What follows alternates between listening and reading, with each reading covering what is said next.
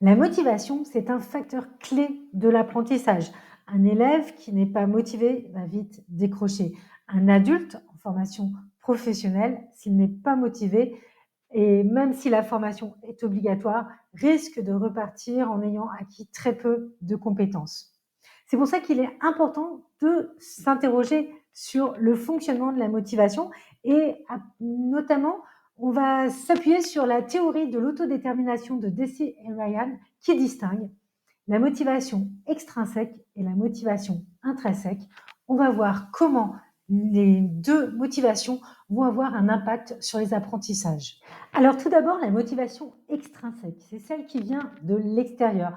Par exemple, obtenir un diplôme, obtenir une bonne note, valider une formation parce qu'elle est obligatoire en entreprise. Le problème, c'est que cette motivation, elle ne favorise pas l'engagement profond. Et le résultat n'est pas forcément idéal. Si je reprends la formation obligatoire, imaginons une formation obligatoire en sécurité en e-learning, l'apprenant va cliquer, cliquer, cliquer pour avancer sur la formation, mais à la fin, oui, il aura validé la formation, il aura peut-être récupéré les questions et les réponses des quiz ou aura eu l'occasion de pouvoir les refaire pour obtenir le 80% nécessaire à obtenir la certification. Pour autant, on peut se poser la question des compétences acquises à l'issue de cette formation. La motivation intrinsèque, c'est celle qui vient de l'intérieur, la curiosité, l'envie d'apprendre, de réussir, le sentiment d'utilité. Cette motivation, elle va soutenir l'investissement et les efforts de l'apprenant sur le long terme.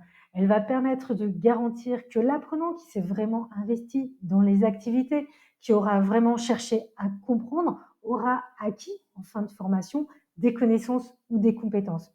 Cette motivation intrinsèque, c'est celle aussi qui va éviter d'avoir des élèves décrocheurs, d'avoir des salariés peu investis en formation.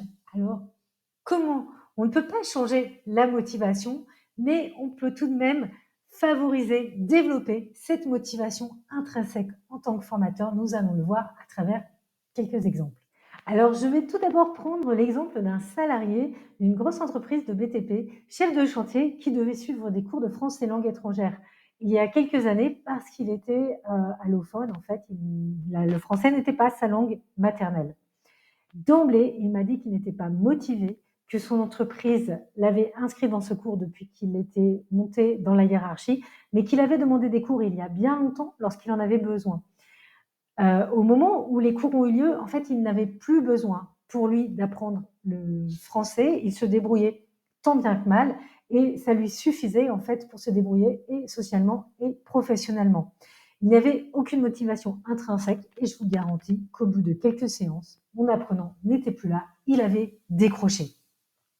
Un autre exemple, c'est celui d'élèves en CAP, en première année de CAP dans un CFA automobile.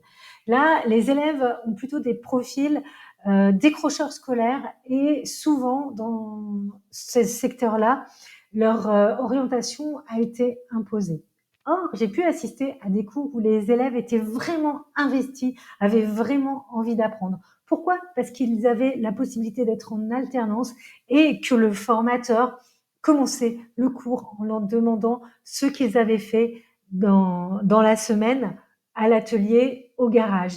Et cela, en fait, favorisait la motivation intrinsèque. Pourquoi? Parce que cela créait du sens pour ces apprenants et cela permettait de créer un lien entre ce qu'ils allaient voir en théorie et ce qu'ils pouvaient réaliser dans la semaine dans leur métier.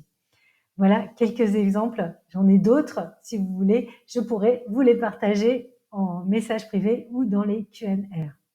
Alors, comment agir concrètement pour un formateur? Parce que, évidemment, le formateur ne peut pas décider à la place de l'apprenant.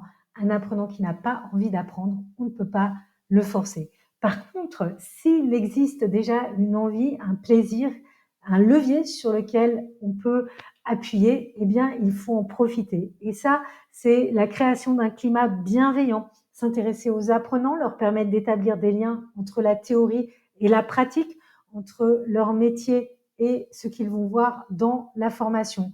C'est valoriser l'investissement, valoriser les progrès et également donner la possibilité de mettre en œuvre l'autonomie, de faire des propositions et de se tromper.